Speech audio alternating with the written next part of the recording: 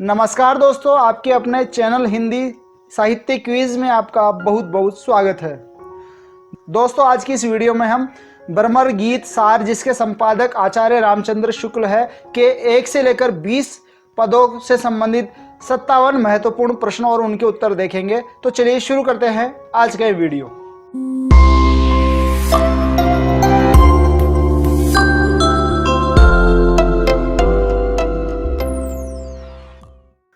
दोस्तों, वीडियो शुरू करने से पहले मेरी आपसे रिक्वेस्ट है कि अगर अभी तक आपने हमारे चैनल को सब्सक्राइब नहीं किया है तो चैनल को सब्सक्राइब जरूर कर ले और बेल आइकन को दबाकर नोटिफिकेशन ऑन कर ले, ताकि हमारे आगे आने वाली वीडियोज की जानकारी आपको सबसे पहले मिल सके। तो चलिए वीडियो में आगे बढ़ते हैं। दोस्तों, पहला प्रश्न है, निम्न में से सूरदास जी का सही जन्म काल क्या है? विकल्प देखिए। ए विक्रम संवत 1455, बी विक्रम संवत 1535, सी विक्रम संवत 1589 या फिर डी विक्रम संवत 1652। तो यहाँ सही जवाब होगा विकल्प बी विक्रम संवत 1535। प्रश्न संख्या 2, डॉक्टर नगेंद्र के अनुसार सूरदास जी का जन्म स्थान किसे माना जाता है? विकल्प देखिए। ए सीही दिल्ली, बी रोणकता दिल्ली, सी मगहर काशी या फिर डी राजापुर बांदा। तो यहाँ सही जवाब होगा विकल्प ए सीही दिल्ली। प्रश्न संख्या 3 देखिए, आधुनिक शोधों के अनुसार सूरदास जी का जन्म स्थान क्या माना जाता है? विकल्प है ए सीही दिल्ली, बी रोणकता दिल्ली, सी मगहर काशी या फिर डी राजापुर बांदा। तो यहाँ सही जवाब होगा विकल्प बी रोणकता दिल्ली। आधुनिक शोधों के अनुसार सूरदास जी का जो जन्म स्थान माना गया है वो है रोणकता दिल्ली में। चौथा प्रश्न, निम्न में से सूरदास जी को किस नाम से पुकारा जाता है? विकल्प है ए पुष्टि मार्ग का जहाज, बी जीवनोत्सव का कवि, सी खंजन नयन या फिर डी उक्त सभी नामों से। तो यहाँ सही जवाब हो जाएगा विकल्प डी उक्त सभी नामों से। सूरदास जी को इन तीनों नामों से जाना जाता है। पांचवा प्रश्न देखिए, आचार्य शुक्ल ने सूरदास जी को क्या नाम प्रदान किया है? विकल्प है ए पुष्टि मार्ग का जहाज, बी जीवनोत्सव का कवि, सी खंजन नयन या फिर डी वात्सल्य रस सम्राट। तो यहाँ सही जवाब होगा विकल्प बी जीवनोत्सव का कवि। प्रश्न संख्या 6 देखिए, पुष्टि मार्ग को जहाज जात है सो जाको कछु लेना हो सो लेऊ, यह कथन किसका है? विकल्प है ए वल्लभाचार्य का, बी गोस्वामी विठलनाथ का, सी नाभादास का या फिर डी नंददास का। तो यहाँ सही जवाब होगा विकल्प बी गोस्वामी विठलनाथ का। यह कथन गोस्वामी विठलनाथ ने सूरदास की मृत्यु के समय कहा था। प्रश्न संख्या 7 देखिए, सूरदास जी की भक्ति पद्धति का मेरुदंड पुष्टि मार्ग ही है, उक्त कथन के प्रतिपादक कौन है? विकल्प देखिए। ए आचार्य रामचंद्र शुक्ल, बी डॉक्टर नागेंद्र, सी हजारी प्रसाद द्विवेदी या फिर डी डॉक्टर रामकुमार वर्मा। तो यहाँ सही जवाब होगा विकल्प ए आचार्य रामचंद्र शुक्ल। आठवां प्रश्न, सूरदास द्वारा रचित किस ग्रंथ को विवादित माना जाता है? विकल्प है ए सूरसागर, बी सूर सारावली, सी साहित्य लहरी या फिर डी उक्त सभी को। तो यहाँ सही जवाब होगा विकल्प बी सूर सारावली। नवां प्रश्न देखिए, सूरदास द्वारा दृष्टकूट पदों में रचित व रीति निरूपण नायिका भेद से संबंधित रचना कौन सी है? विकल्प है ए सूरसागर, बी सूर सारावली, सी साहित्य लहरी या फिर डी उक्त सभी को। तो यहाँ सही जवाब होगा विकल्प सी साहित्य लहरी को। प्रश्न संख्या 10, सूरदास ने भक्ति के कितने रूपों का वर्णन किया है? विकल्प देखिए। ए 8, बी 9, सी 10 या फिर डी 11। तो यहाँ सही जवाब होगा विकल्प डी 11। सूरदास ने भक्ति के 11 रूपों का वर्णन किया है। प्रश्न संख्या 11 देखिए, ब्रह्मर गीत का स्रोत क्या है? विकल्प है ए रामचरितमानस, बी श्रीमद् भागवत पुराण, सी महाभारत या फिर डी इनमें से कोई नहीं। तो यहाँ सही जवाब होगा विकल्प बी श्रीमद् भागवत पुराण। प्रश्न संख्या 12, ब्रह्मर गीत का उल्लेख भागवत पुराण के किस स्कंद में है?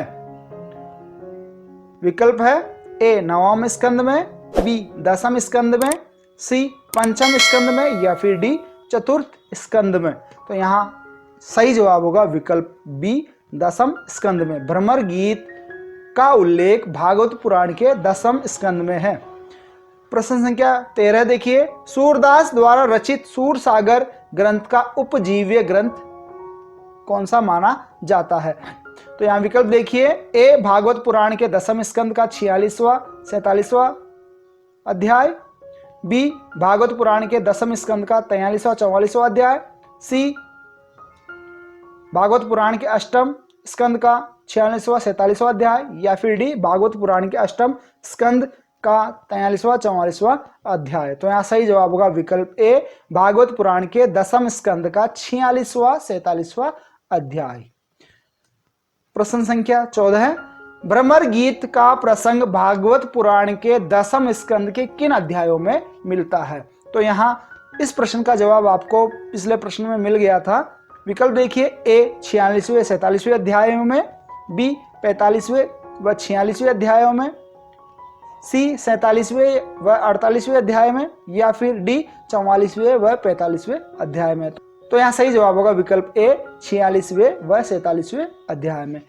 भ्रमर गीत का प्रसंग भागवत पुराण के 10वें स्कंद के 46वें व 47वें अध्यायों में मिलता है। प्रश्न संख्या 1 से लेकर 14 तक के प्रश्नों को देखकर आपको एक जैसे लगेंगे, लेकिन इन प्रश्नों की जो भाषा है वो थोड़ी परिवर्तित है। प्रश्न संख्या 15 देखिए, हिंदी साहित्य में भ्रमर गीत काव्य परंपरा का समावेश करने वाले कवि कौन माने जाते हैं? विकल्प है, ए सूरदास, बी नंददास, सी कुंभनदास, या फिर डी कृष्णदास। तो यहाँ सही जवाब होगा विकल्प ए सूरदास। प्रश्न संख्या 16, भ्रमर गीत सार के प्रथम पद का भाव क्या है? यानी भ्रमर गीत सार के प्रथम पद में कौन सा भाव प्रदर्शित हुआ है? विकल्प है, ए सबको प्रणाम कहना, बी सबकी कुशल क्षेम पूछना, सी सभी ग्वाल गोपियों को याद करना, या फिर डी उपयुक्त सभी। तो यहाँ सही जवाब हो जाएगा विकल्प डी उपयुक्त सभी। आचार्य रामचंद्र शुक्ल द्वारा संपादित भ्रमर गीत सार के प्रथम पद में इन तीनों बातों का उल्लेख हुआ है। प्रश्न संख्या 17 देखिए, श्री कृष्ण ने उद्धव को संदेश देते हुए गोकुल में जाकर सर्वप्रथम किससे मिलने के लिए कहा था? पहले ही पद से यह प्रश्न पूछा गया है। विकल्प है, ए यशोदा मैया से, बी नंद बाबा से, सी वृषभानु से, या फिर डी राधा से। तो यहां सही जवाब होगा विकल्प बी नंद बाबा से। कृष्ण उद्धव को संदेश देते हुए कहते हैं कि गोकुल में जाकर सबसे पहले आप मेरे नंद बाबा से मिलिए।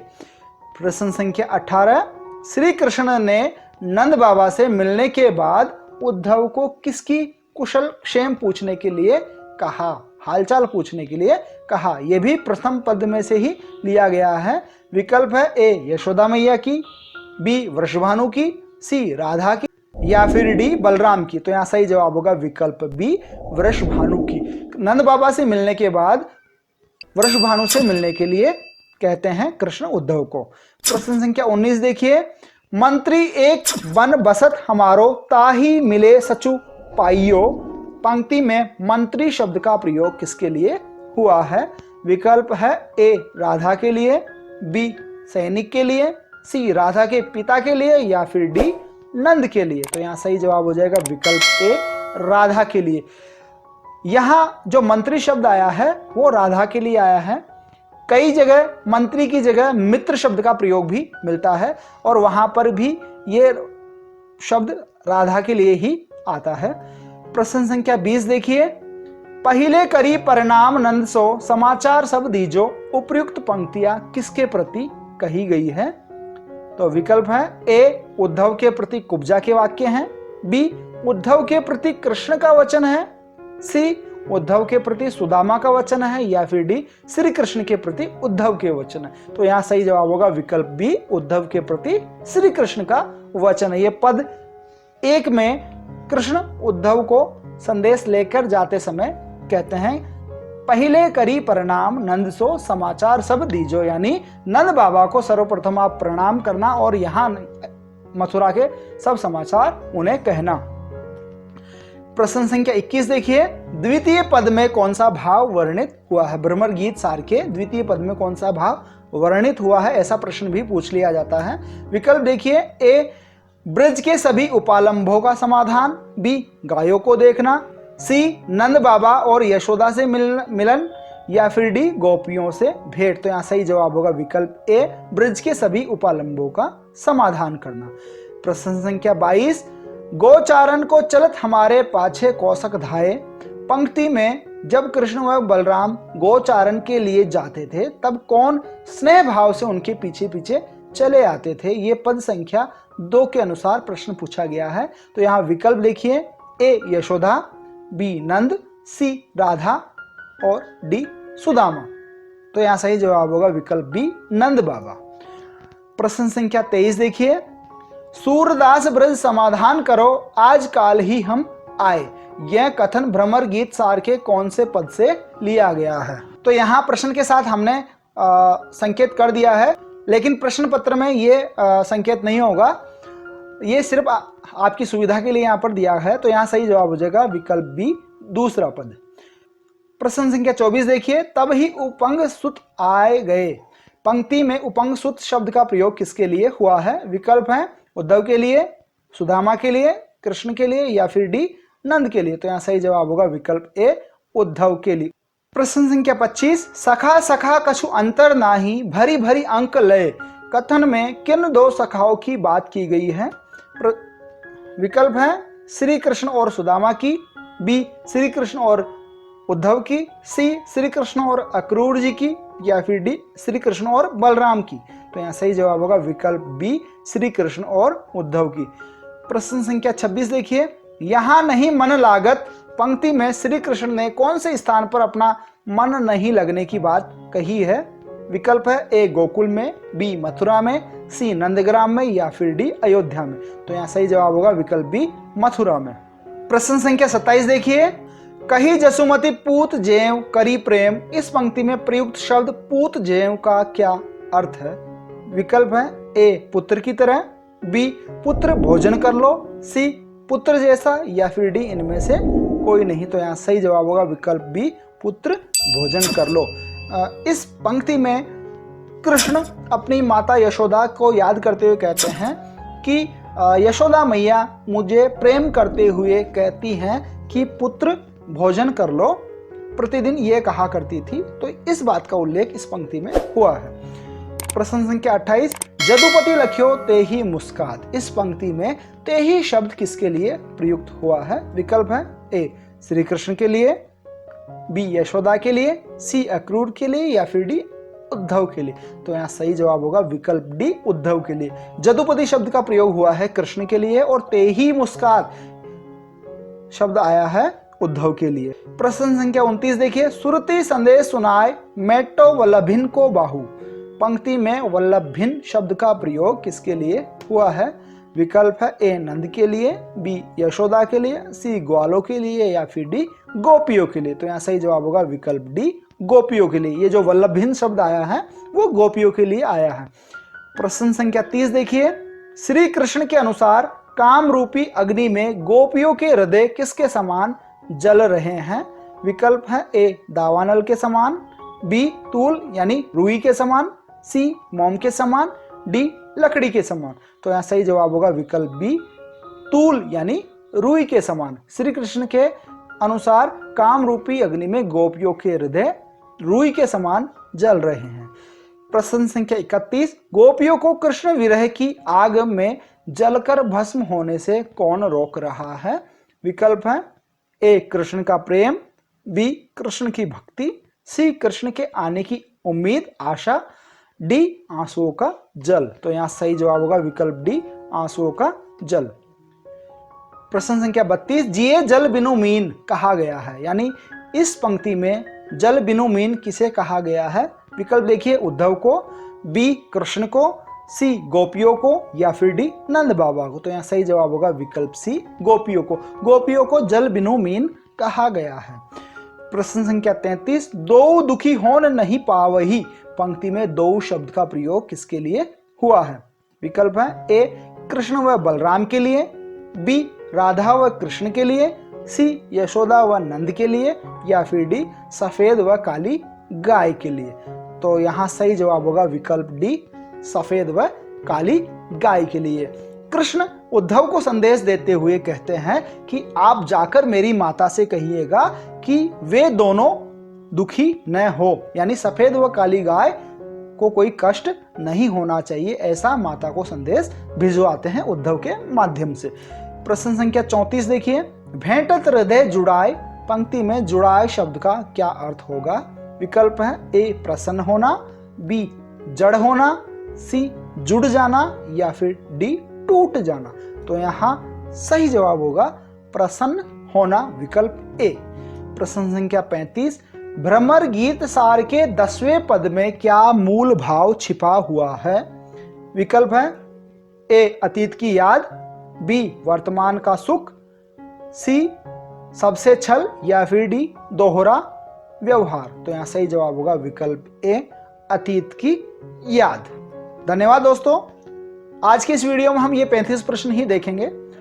इन 35 प्रश्नों में से आपने कितने प्रश्नों का सही जवाब दिया आप हमें कमेंट करके जरूर बताएं।